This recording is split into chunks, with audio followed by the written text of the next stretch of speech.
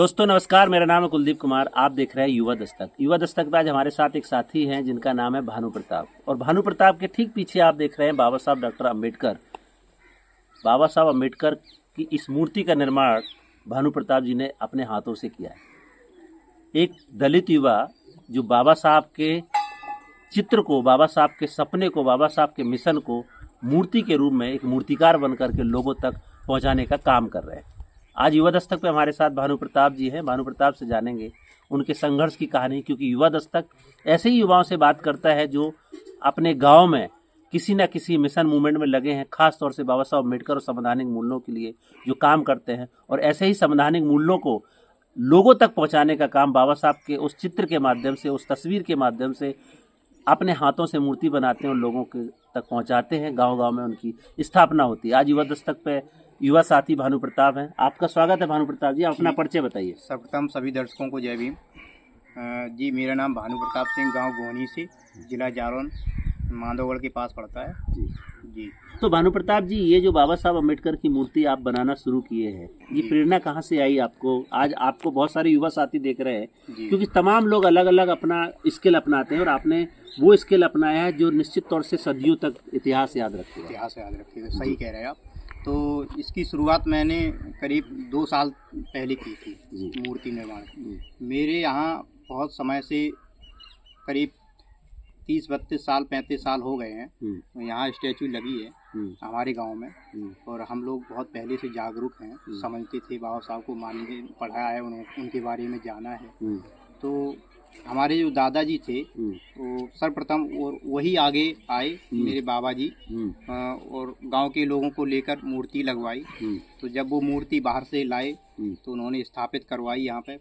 स्थापित होने के बाद जब उन्होंने देखा कि आसपास गांव में कहीं मूर्तियां नहीं है, वो भी हमारे बाबा जी जो थे बहुत बड़े कारीगर, बहुत बड़े मिस्त्री थे, यहाँ पे आसपास कोई नहीं है। तो उन्होंने भी सोचा कि अब आसपास यहाँ पे कहीं मूर्तियाँ नहीं हैं, तो उन्होंने उन मूर्तियों का निर्माण शुरू कर दिया।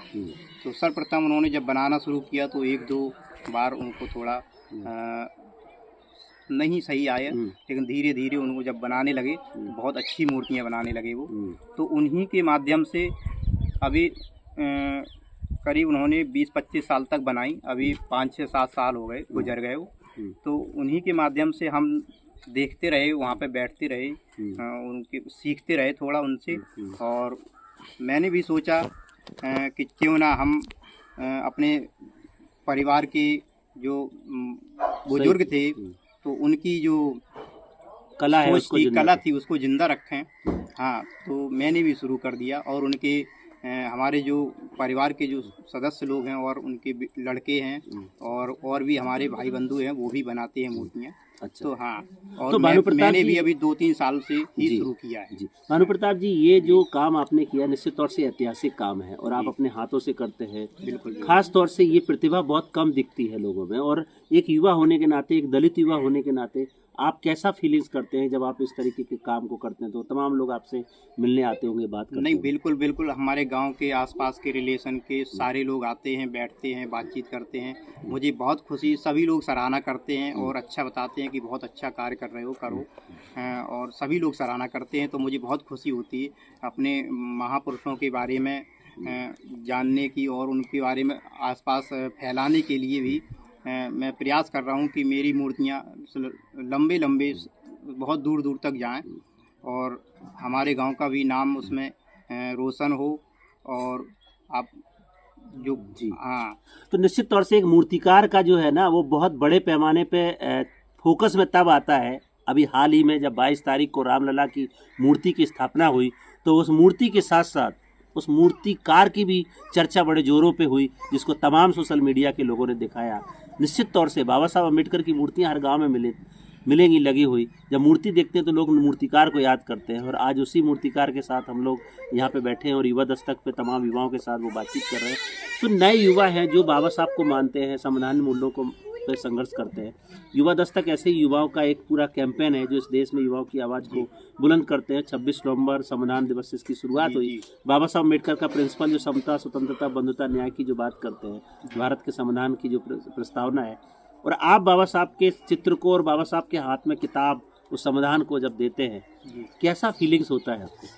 मुझे बहुत अच्छा लगता है, क्योंकि जब लोग जानेंगे उनको, उनके बारे में उनकी मूर्तियां लगवाएंगे, जब जानेंगे देखेंगे कि ये बाबा साहब खड़े हैं, तो इनके हाथों में संविधान है, जो ये संविधान हमारे लिए कितना महत्वपूर्ण है, और इसमें उन्होंने हमारे जो अधिकार लिखे हैं, हमें जो स्वतंत्र किया है उन्होंने संविधान देकर, तो लोगों को बहुत अच्छा लगेगा, समझेंगे पढ़ेंगे तो हमें भी बहुत अच्छा लगता है जब हम संविधान और कलम की ताकत लोगों के तक पहुंचाएंगे मूर्तियों के रूप में, तो हमें भी बहुत खुशी हो रही है कि लोग वाग जागरूक हो रहे हैं, बहुत हमारी मूर्तियां जा रही हैं, हाँ, और पसंद भी कर रहे हैं लोग।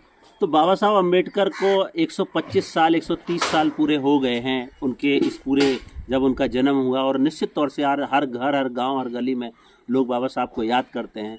जितनी मूर्तियां आप देखते हैं उस मूर्तियों को लोग नमन करते हैं। 14 अप्रैल तो पूरा देश दुनिया में बाबा साहब अम्बेडकर ही वो महापुरुष हैं जिसकी सबसे ज़्यादा जयंतियाँ मनाई जाती हैं, देश में ही नहीं विदेश में भी मनाई जाती हैं। तो भानु प्रताप जी, संविधान और बाबा साहब अम्बेडकर आपकी ज़िंदगी में क्या मायने रखते हैं?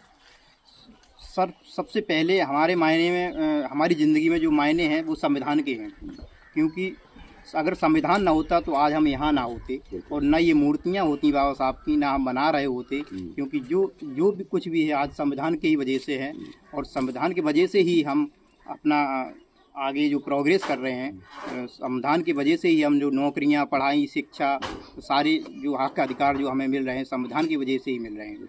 तो संविधान के महत्व को, संविधान के मूल्यों को जो भानु प्रताप जी बता रहे हैं, निश्चित तौर से युवा दस्तक ऐसे ही युवाओं के माध्यम से इस देश में आगामी 25 साल के विजन, क्योंकि अभी 2022 में आज़ादी का अमृत महोत्सव मना, संविधान के 75 साल अगले साल पूरे होने वाले हैं।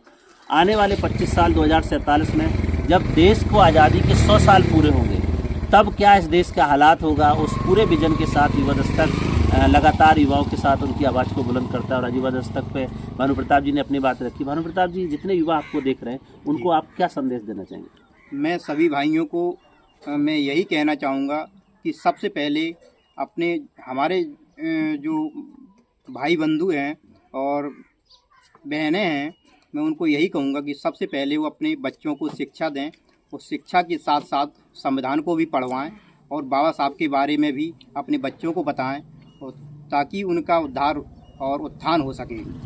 क्योंकि संविधान से ही, अगर हम संविधान नहीं रहेगा और तो हमारे जो हक अधिकार हैं, हमारे जो बच्चों की शिक्षा है और जो रोज़गार हैं, वो सारे छिन जाएंगे, और हम लोग फिर से उसी स्थान पर पहुंच जाएंगे जहां से हमें बाबा साहब ने निकाला था।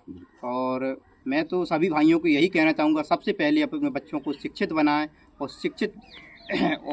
शिक्षित बनाने के साथ साथ उन्हें सामाजिक कार्यों में और बाबा साहब के बारे में उन्हें ज़रूर बताएं, और अपने महापुरुषों के बारे में ज़रूर बताएं। बहुत बहुत धन्यवाद भानु प्रताप जी, जिन्होंने युवा दस्तक पे हमारे साथ बातचीत किया। तमाम युवा साथियों ने ऐसे मूर्तिकार से मिले जो बाबा साहब अम्बेडकर की मूर्ति को अपने हाथों से बनाते हैं। हमारे पीछे जो बाबा साहब की स्टैचू खड़ी है वो इन्होंने अपने हाथों से बनाई है। निश्चित तौर से तमाम गाँव गलियों में जो बाबा साहब की मूर्तियाँ स्थापित करके उस मिशन को आगे बढ़ाने का काम कर रहे हैं। आज युवा दस्तक पे हमारे साथ भानु प्रताप जी जुड़े, उनका बहुत बहुत धन्यवाद। हमारी शुभकामनाएं युवा दस्तक की वो ऐसे ही निरंतर उन्नति करते रहे, और निश्चित तौर से देश में युवाओं की आवाज़ को बुलंद करने में भानु प्रताप जैसे तमाम युवाओं का बड़ा योगदान होगा, जिसको आने वाला समय, आने वाला इतिहास जरूर याद रखेगा।